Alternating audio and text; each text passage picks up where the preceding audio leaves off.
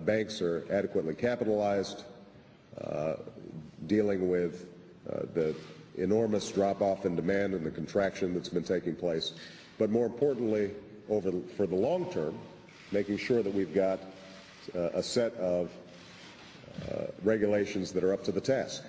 And that includes a number that will be discussed at this summit. I think there's a lot of convergence between all the parties involved about the need, for example, to focus not on the legal form that a particular financial product takes or the institution that it emerges from, but rather what's the risk involved, what's the function of this product, and how do we regulate that adequately.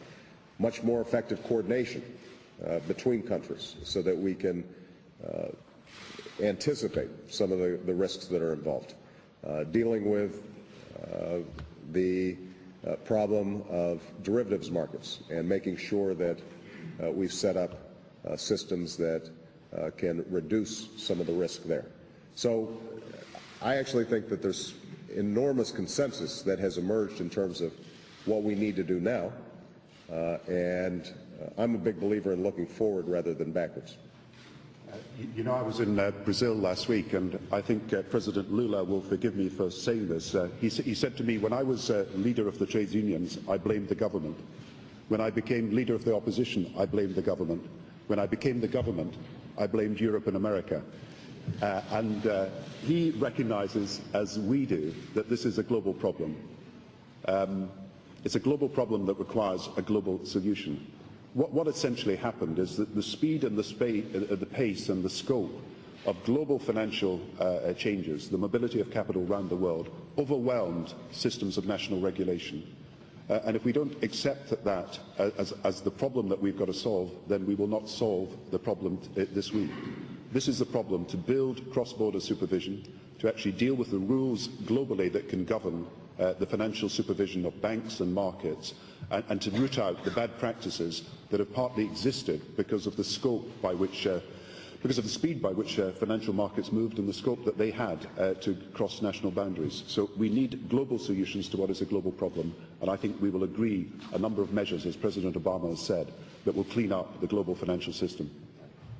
Just one last point I want to make, because it's relevant to this issue of responsibility versus blame. I had a professor when I was in law school who said, some are to blame, but all are responsible. And I think that's the best way for us to approach the problem that we have right now. I do think that across borders, there has been a tendency to believe that whatever the global capital markets were doing was ultimately beneficial. I am a big believer in global capital markets and their potential to provide capital to countries that might not otherwise be able to grow, the possibilities of increasing living standards in ways that we have not seen previously in world history. But what we have to understand is that that's going to require some sort of regulatory framework to make sure that it doesn't jump the rails. And that, I think, is something that we're going to be able to put together. 30 years ago, from previous news reports, you might find similar contentions that America was on decline. And somehow it hasn't worked out that way. Because I think that there is a vibrancy to our economic model, a durability to our political model, and a set of ideals that has sustained us through even the most difficult times. Now, with respect to the current crisis, I think that there is no doubt that at a time when the world is fearful, that there is a strong tendency to look for somebody to blame. And I think that given our prominence in the world financial system, it's natural that questions are asked, some of them very legitimate, about how we have participated in global financial markets. Having said that, I am absolutely confident that this meeting will reflect enormous consensus about the need to work in concert to deal with these problems. I think that the separation between the various parties involved has been vastly overstated. President Obama has said, look, never before has the world come together in this way to deal with an economic crisis. Any of the crises that we've seen since the Second World War, you have not had this level of international cooperation. And never before has the world come together with so many countries represented from so many different continents to address this crisis. So we have China, we have India, we have Argentina, Brazil, we have South Africa, we have Russia, as well as Europe and America and Japan. We are within a few hours, I think, of agreeing a global plan for economic recovery and reform. And I think the significance of this is that we're looking at every aspect. It is American leadership on reshaping the financial system, on recapitalizing the banks, on restructuring the banking system that will inform our discussions on the future of the financial system. So I praise President Obama for the work that has been done within only a few days of coming into office. But we will also be discussing how we can help the emerging markets and the industrializing countries, how they can be protected against the financial storm that is facing them. We will not forget that we have obligations to the poorest countries in the world as well. And so the significance of this is not just that everybody's coming together, but in all those different dimensions of the economic activity of the world, how we can restructure the financial system, how we can get growth back and create jobs in the world, how we can rebuild our financial institutions for the future, how we can help the poorest countries of the world, how we can move forward a low-carbon recovery.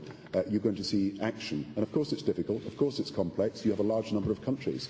But I'm very confident that people not only want to work together, but we can agree a common global plan for recovery and reform.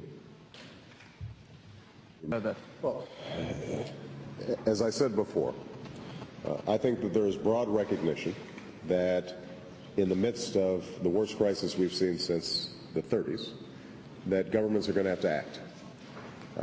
And certainly, the United States does not intend to act alone, and we're not. Great Britain has taken serious steps. The European Union has taken serious steps. Australia, Canada, Japan, China have all initiated significant stimulus packages. And I think that our goal is simply to make certain that each country, taking into account its differences in economic circumstances as well as political culture,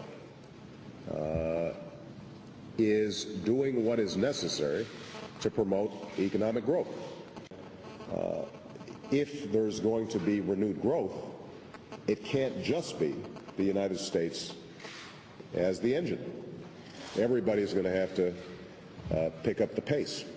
And I think that there's a recognition, based on the conversations that I've had with leaders around the world, that that is important.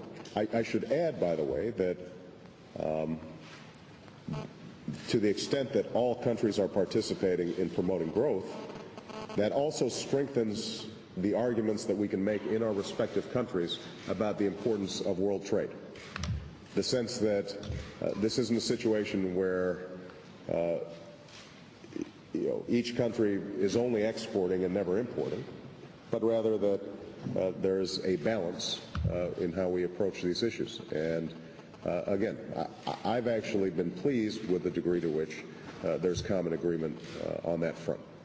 Tom, if you were asking this question in a situation where America had done a fiscal stimulus and no other country except Britain had followed it, then your question would have some legitimacy. But look, what has happened around the world in the last few months is country after country have contributed to the biggest fiscal stimulus, the biggest injection of resources, the biggest amount of new investment provided by governments into the world economy in the history of the world. And we are in the midst of the biggest fiscal boost that the world economy has ever had. And so Germany has invested 80 billions, France invested 25 billions, we've invested, other countries in the European have invested. Different countries have their different times for announcing their decisions.